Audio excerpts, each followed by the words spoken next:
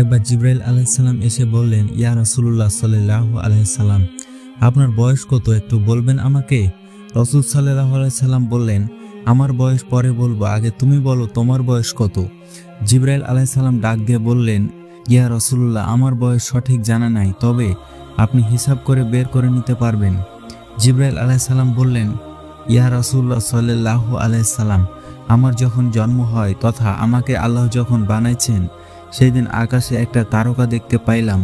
এটা এমন তারকা একবার উদয় হয়ে ৭০,০০০ বছর পর্যন্ত থাকতো, আবার অস্ত যেত, অস্ত গিয়ে ৭০,০০০ বছর পর্যন্ত থাকতো, আবার উদয় হয়ে আবার ৭০,০০০ বছর পর্যন্ত থাকতো।